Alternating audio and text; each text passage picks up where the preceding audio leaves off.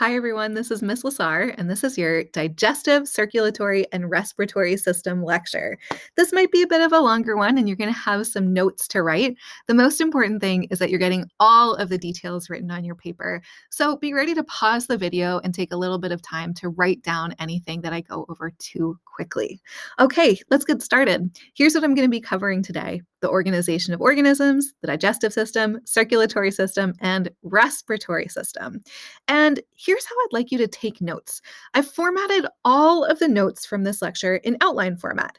It'll look something like this when you're done. So if you've used outline format before, you know that you have multiple sections that are organized by different headings. Like our capital letter heading indicates the largest section. So organization of organisms, the digestive system, and then the circulatory and respiratory systems will each have their own section. Within that, we've got supporting details indicated by numbers and supporting details of the supporting details indicated by lowercase letters.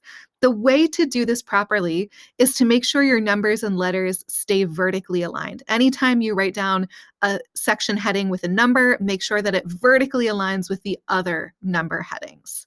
Pay attention to how much you've tabbed in. Keep your numbers, keep your lowercase letters tabbed in the same amount each time. And just so you know, something like this that's in blue is something that I've decided to put on the screen because it's an interesting fact, but not something that you're required to write down. So anything that's on the screen in black writing after this slide is something that you'll need to write down. Anything that's in blue is just an interesting fact. And if you'd like to write it down, you're welcome to, but you're not required to. Okay, with all that in mind, let's get started. And you know what your first section is going to be called? Section A, organization of organisms. What are the different levels of organization making up you? Let's start with the smallest level of organization. The smallest thing inside you are atoms. Detail number one, notice how the one is tabbed in to the right underneath section header A.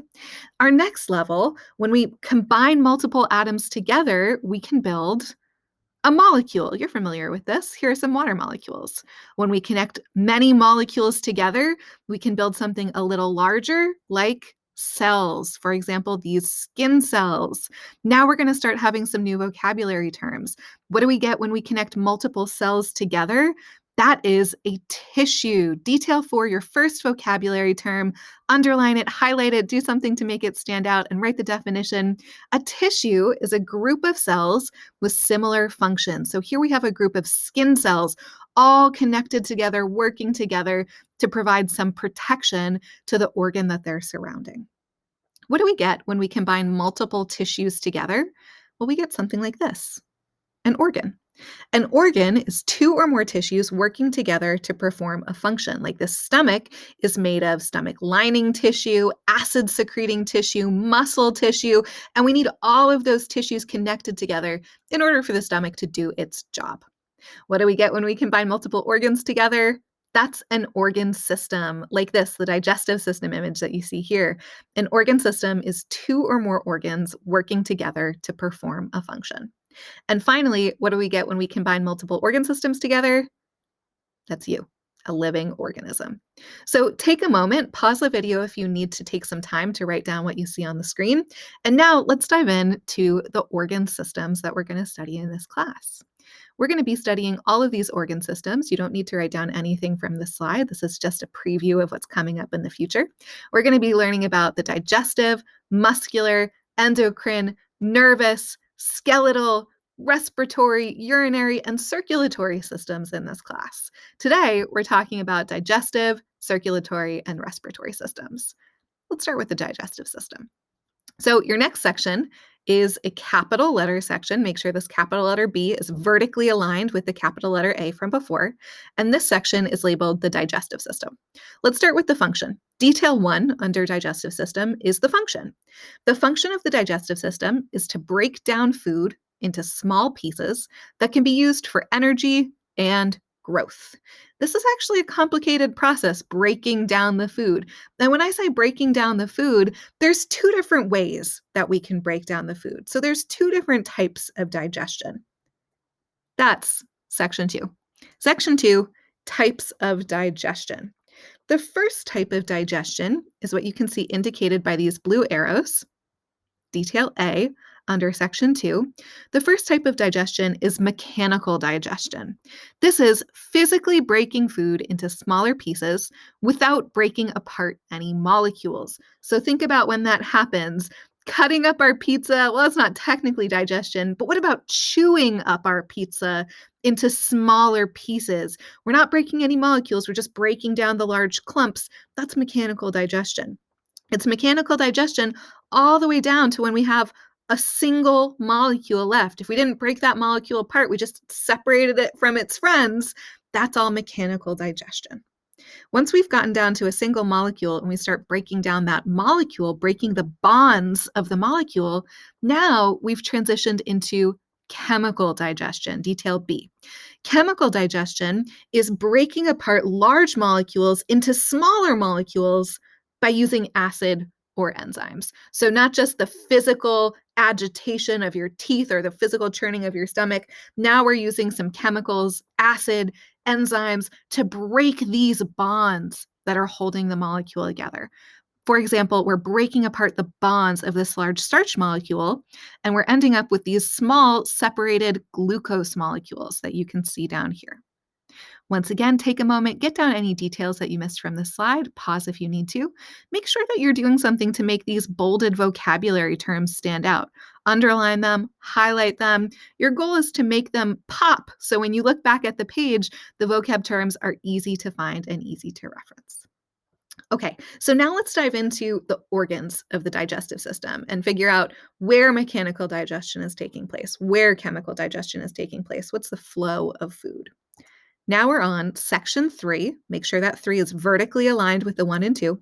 Section 3, movement of food through the digestive system. And we're going to write down the organs of the digestive system in the order that food moves from them, but we're also going to draw them. So you are going to draw a beautiful little human just like I did. Keep it simple.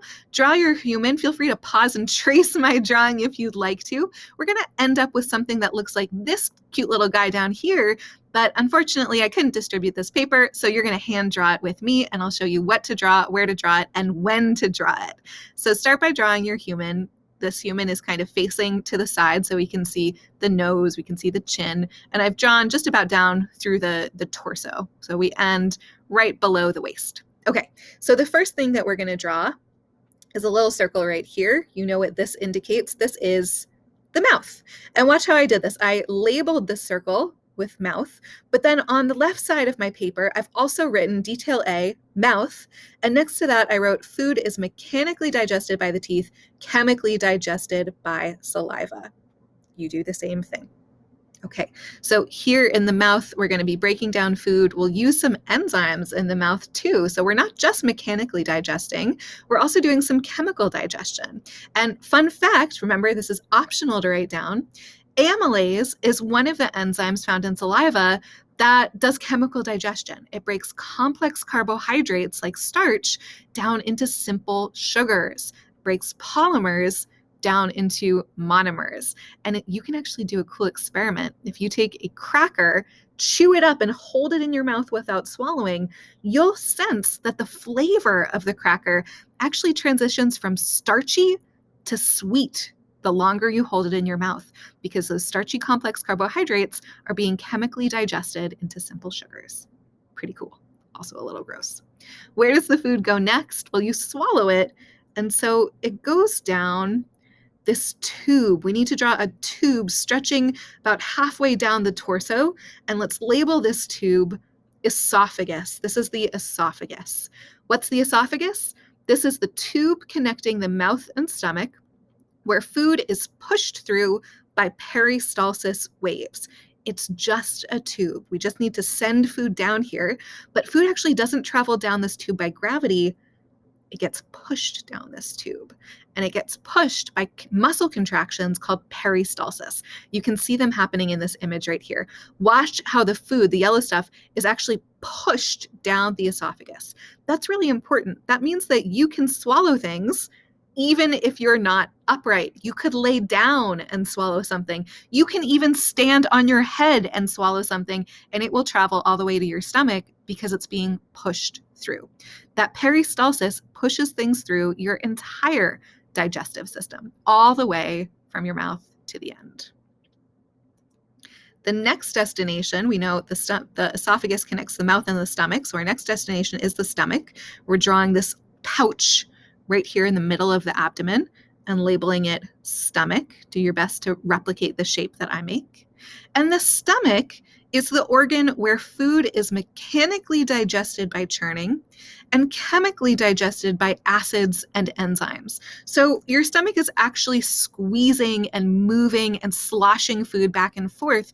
And that sloshing and churning helps mechanically digest the food, helps break it apart into smaller pieces. But then the other part of your stomach that's important is the acid and enzymes that are in your stomach. And those acids and enzymes do the majority of chemical digestion that happens to your food. A little bit of chemical digestion happens in your mouth. Most of it happens in your stomach. A couple details about that acid and those enzymes. The acid is really strong. It's really acidic. So, fun fact, the stomach is covered in a thick layer of mucus so that the acid doesn't destroy the stomach lining. That acid both chemically digests stuff, but it also keeps you healthy. The stomach acid kills bacteria and viruses that are on your food before they can infect you. So you can actually eat food that's a little bit rotten or a little bit contaminated, and it won't make you sick because the stomach acid kills those bacteria and viruses first. So what happens when food is pushed through the opening at the end of the stomach? It gets pushed into this winding skinny tube. This is the small intestine. Okay, so watch how I drew this. I drew a skinny tube, winding, filling a lot of this abdominal cavity. I left some space on the right. I left some space on the left. Make sure you leave some space there as well. And then I labeled it the small intestine. So the small intestine is a really long, very skinny tube where food is pushed through. And here, nutrients are absorbed into the body. So all of that sloshing, broken down food stuff, none of it was absorbed by the stomach. The stomach just pushes it through, and once it hits your small intestine, that's when nutrients get absorbed into your body. That's when nutrients enter your bloodstream.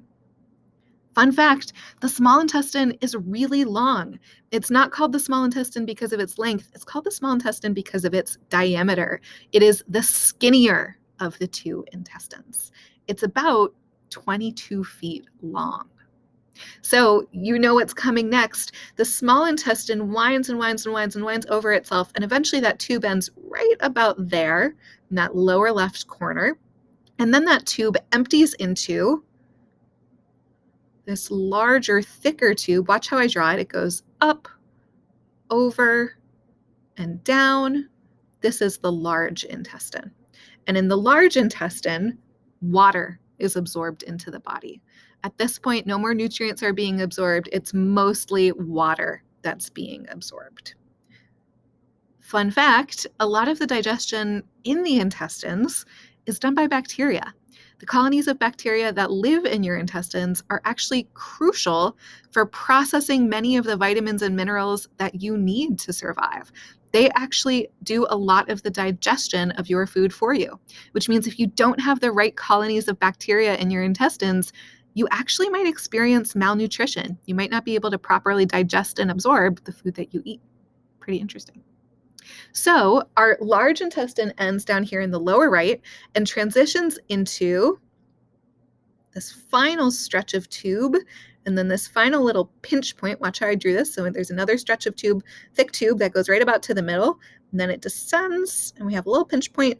This is the rectum, and then this opening right here, this is the anus, where feces exits your body. Okay, so the rectum, we've labeled it right here. This is where feces is stored. Feces is poop. And the anus is where feces exits the body. So let's talk about feces. Here are some interesting things to know. Remember, they're in blue. They're optional to write down, just interesting to know. What is feces? It's the semi-solid waste, the poop, that's left over from digestion. It's all the stuff that's not absorbed in the small and large intestines. So it's mostly water, 75% water. It is also made up of a lot of bacteria, dead bacterial cells from the colonies of bacteria that live in your intestines. There's a lot of fiber in your poop, about 7.5% fiber. That gets that doesn't get digested. And about 10% of your poop is fats, proteins, and minerals that just weren't absorbed from your small intestine. So we hope that that number is low. Hopefully you're digesting and absorbing the nutrients from your food, but there's some that don't get absorbed and those end up in your feces as well. Some things to know about the color of your feces. Feces is brown because of broken down blood cells from the kidneys. Those broken down blood cells, they turn kind of brown, just like if you've ever seen a blood stain that's been sitting for a little while, it turns kind of brown. And those are emptied into your intestines and gotten rid of in your feces. But if your feces is a different color, it might be because of something you ate, or it might be because of a disease. You can get green poop either by a disease that causes too much bile to be released into your intestines, or just by eating something with black food coloring. So don't freak out if you have green poop. Think about what you ate and maybe if it had black or green food coloring in it. If you have red feces, similar situation, that might be caused by blood, a bleed in your intestines, which would be concerning, or it might be caused because you ate beets recently or something with red food coloring. There's one color of poop that is actually really concerning, and that's gray feces, gray poop. The only reason that poop is gray is because your liver has stopped doing its job. So if you ever see gray, especially light gray poop, that's a sign that you should call the doctor. You might have a liver disease like hepatitis or a liver infection. Okay, so we've had our food go down this long tube from the mouth down the esophagus, through the stomach, through the small intestine, through the large intestine, down through the rectum, and out the anus. These are the main organs of the digestive system, and you can see that it's just a long tube, kind of curled up in different ways. But there's other organs in the digestive system that are hanging off to the side of this main tube that do important jobs as well. So section 4, make sure that's vertically aligned with 1, 2, and 3. Section 4 is accessory organs of the digestive system, or hanging off to the side organs of the digestive system. And there's one more thing to add to your diagram right here, this triangle that you can see I drew in the top left. This is your liver. Your liver is an organ that makes and sends bile into the small intestine to help digest fat. Bile is a liquid that can help digest fat. There's some other organs that are important in the digestive system, and you won't be labeling them on your diagram. You're just going to look at some pictures and write their names and functions here on the side of the list. The first other important organ is the gallbladder. You can see it here. It's underneath the liver, and it's actually attached to the small intestine right here by this little green tube. The gallbladder stores and concentrates bile before releasing it into the small intestine. The pancreas, right here, is another organ attached to the small intestine, and the pancreas will also be dumping stuff in here. The pancreas releases enzymes to help digest fats, proteins, and carbohydrates to continue the chemical digestion process in the small intestine. And finally, there's one more organ to know about. It's this interesting little organ, very tiny, found in between the small and large intestine. It's your appendix. And what does the appendix do? We're not sure.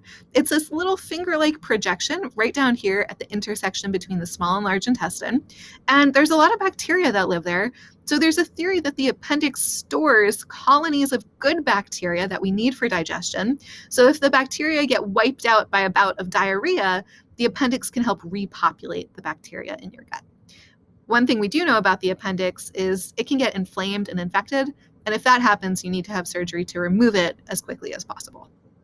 All right, those are the organs of your digestive system. Now let's move on to our next system. As you can see from this picture, our next system is the respiratory system. This is section C. Let's start with the function of the respiratory system. The function of the respiratory system is to move oxygen into the body and remove carbon dioxide from the body. And you can see on this image, we know the respiratory system involves the lungs. You can watch them inflating and deflating. But notice, fun fact, the lungs are not the same size. If you can look closely, your heart is right here on the left side of your chest. And to accommodate your heart, your left lung has to be a little bit smaller than your right lung. Your right lung doesn't have the heart underneath it, so it can fill more space. Interesting facts, your lungs are not the same size. Okay, speaking of lungs, let's talk about the organs and the parts of the respiratory system. Section 2, parts of the respiratory system. And just like we did for the digestive system, go ahead and make a new sideways human. You don't have to go as far down now. We just need the upper torso. And we're going to be labeling the parts of the respiratory system on here. Starting with part A, the first place that air hits, your nose. What is the purpose of the nose? Well, it's not just an entry point. The nose actually cleans and warms the air that you inhale. How does it do that? Well, it cleans the air with your nose hairs. Your nose hairs trap dust and particles and prevent that dust and those particles from entering your lungs. That's really important. We don't want to clog up your lungs. It also warms the air so it's not as harsh on your delicate lung cells. Your nose is set up to kind of spiral air around and around and around, so it's heated up by your body heat before it moves down into your lungs. Where's the next place that the air goes? Well, watch how I modified this image. I drew a tube stretching down from the nose and mouth, about a third of the way down into the torso. What tube is this? This is organ B, the trachea. The trachea is a stiff tube connecting the nose and mouth to the lungs. And you might be thinking, wait, we had another tube right here, the esophagus. You're right. There are two tubes going down your throat that are right next to each other. And you know this because if you've ever swallowed something down the wrong pipe and started coughing, you know that you want to send food down the esophagus and air down the trachea. And if you send food down the trachea, you choke. So how are they set up? Well, they're right next to each other. In the back of your throat, we've got the esophagus, which stretches down here. In the front of your throat, we have the trachea. So when you swallow, there's actually a little flap of cartilage called the epiglottis, this is optional, that folds down and covers the trachea so that food doesn't go down the wrong pipe. Okay, so this trachea, this pipe, goes about a third of the way into your torso, and then, watch my image, it splits in half. So it splits into two separate tubes that go off to either side. These are the bronchi. These are the branches at the end of the trachea that lead to the lungs. And these branches, just like the branches on a tree, actually split off into smaller and smaller branches that spread throughout the lungs. These smaller branches are the bronchioles, the smaller branches off of the bronchi. These bronchioles are not where the magic happens. The magic happens at the very, very, very end, the very tips of these bronchioles. We're going to draw something in an interesting way here. So we want to draw what's happening at the tips of these bronchioles. And we're going to do that. First, I circled my bronchioles with the shape of the lung, so you can see that I'm inside the lungs here. And then I drew a little circle just around the tips at the end of the bronchioles. I drew two lines and a larger circle. And what we draw in this larger circle is like a magnified image of what's happening at those tips of the bronchioles. Here's how I drew it. Kind of looks like a broccoli or a flower bud, something on a stalk, a little cotton ball on a stalk. We've got a thin tube with a big bulb at the end of it. These structures are the most important structures in the lungs. These are the alveoli. And these are the small air sacs where oxygen diffuses into the blood and carbon dioxide diffuses out of the blood. Remember, that's the entire purpose of the respiratory system, and it happens right here at the alveoli. So right here, we're going to have oxygen moving into the blood and carbon dioxide moving out of the blood into these little sacs. Let me show you a cool image of what that looks like. So we can see how the alveoli expand as you inhale in and then contract as you inhale out. Think of these as balloons. As they expand, they're blowing up as you inhale air. They're sending oxygen that you've inhaled into the blood. You can see the blood vessels that are coating each of the alveoli. Those little red stripes are all blood vessels. And then as you exhale and the alveoli contract, the carbon dioxide from your blood moves into the alveoli, and then you exhale it out of the lungs. So there's two more organs that we need to note in the respiratory system. One of them is letter F, the lung. This is the main organ of the respiratory system. We've kind of been talking about it, but just go ahead and label these large lobes as the lung. But then there's another important organ, the diaphragm. The diaphragm is the muscle that inflates and deflates the lungs. And I don't actually have it drawn on the image, but you can see it right here. The diaphragm is this red muscle right below the two blue lungs. And as the diaphragm contracts and moves down, the lungs inflate and air moves in. When the diaphragm relaxes and moves up, the lungs deflate and air flows out. So your lungs inflate and deflate as your diaphragm muscle right below them contracts and expands. Okay, and now we're on to our last body system for today. Big letter D, capital D, the circulatory system. And the circulatory system has this function. The function of the circulatory system is to move blood containing oxygen, nutrients, and waste around the body. Okay, so how do we do that? We know the circulatory system looks something like this. You're not going to be drawing an image that looks like this. We're going to be drawing a kind of simplified diagram to show the setup of the circulatory system. Section 2 under circulatory system is parts of the circulatory system. And detail A, the first part of the circulatory system, is the heart. This is the main organ that pumps blood around the body. And so when you think about the heart, you're picturing something that looks like this. This is a cross section of the heart. We can see the muscles of the heart contract and relax, contract and relax, contract and relax. And this squeezing actually forces blood through the heart and then through all of the blood vessels that are going through your body. We're pushing blood around your body, pushing it up to the top, pushing it down to the bottom. Blood doesn't just flow on its own. It's being pushed, squirted like water flowing through a hose. And that pushing is all coming from the pumping and contraction of the heart muscle. Detail B, the other type of organ in our circulatory system are the blood vessels. These are the tubes that blood and nutrients flow through. And there's different types of tubes. So we're going to set up a diagram to kind of understand which tubes we have. I want you on the side of your paper to set up a little diagram with heart and lungs at the top and body cells at the bottom. So the key thing is that we've got blood that has a lot of oxygen in it here at the heart and lungs, because we know from the respiratory system that oxygen enters the blood at the lungs. And so we need to get that blood that has a lot of oxygen down here to the body cells. And then we need to take the blood that's low in oxygen away from the body cells and bring it back up to the heart. We've got different blood vessels that will help us with that purpose. The first type of blood vessel that we're going to look at are arteries. These are large blood vessels that carry blood high in oxygen away from the heart. So again, we've got heart and lungs at the top, body cells at the bottom. And notice where I drew this big arrow, not touching heart and lungs, not touching body cells, and you'll see why in a moment, but kind of in between and going down from heart and lungs to body cells, this big arrow labeled arteries. So this is a large, thick blood vessel that will carry blood that's high in oxygen away from the heart. We also have veins, which are the opposite of arteries. These are also large blood vessels, which will carry blood low in oxygen toward the heart.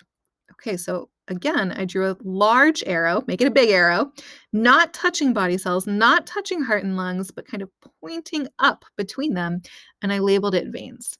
Now, why aren't they touching heart and lungs? Why aren't they touching body cells? These veins and arteries are too big. These veins and arteries are like the highways of the circulatory system.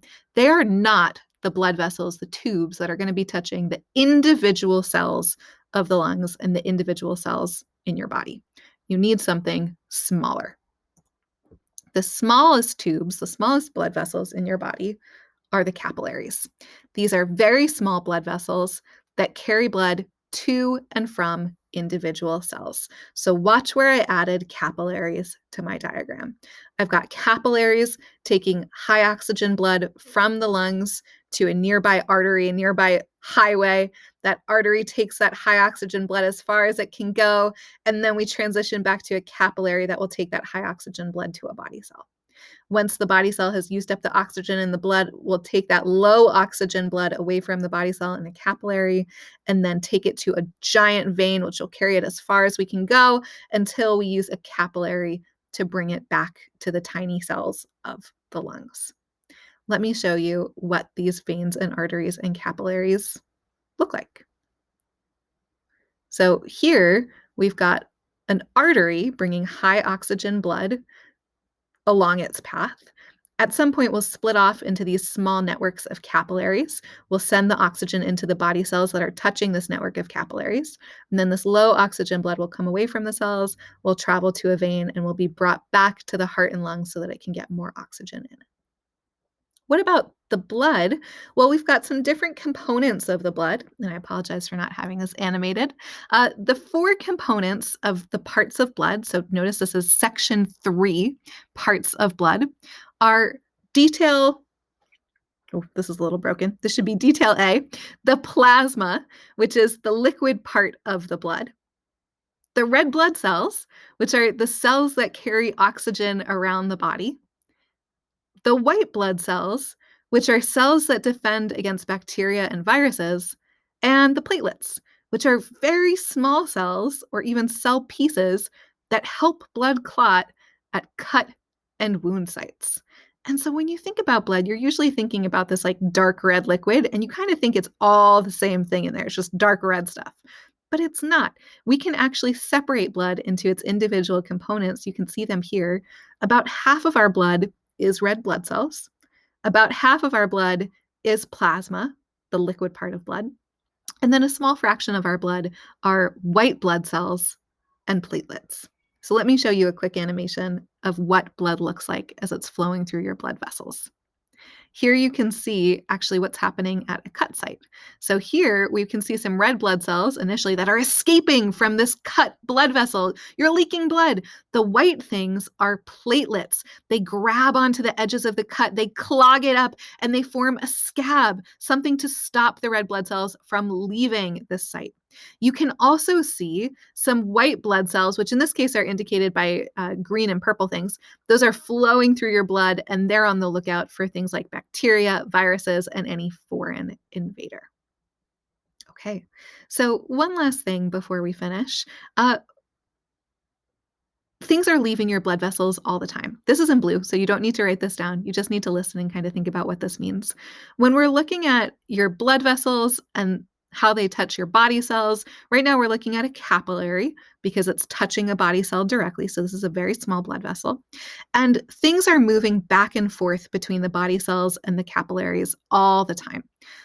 Nutrients, oxygen, hormones can pass across the blood vessel and the membranes into the fluid of the surrounding cells into the blood. Let me show you what I mean.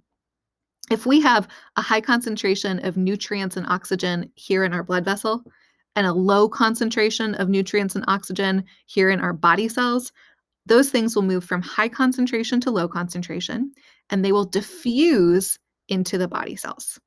If it's flipped and we've got a high concentration of carbon dioxide in our body cells, and a low concentration of carbon dioxide in our blood vessel, carbon dioxide will diffuse from high concentration to low concentration, and it will enter our bloodstream.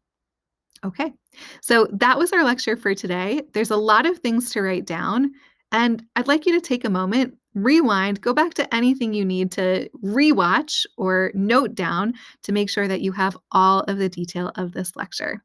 Thanks for watching. Thanks for taking notes. I hope you learned something, and I'll see you on Monday.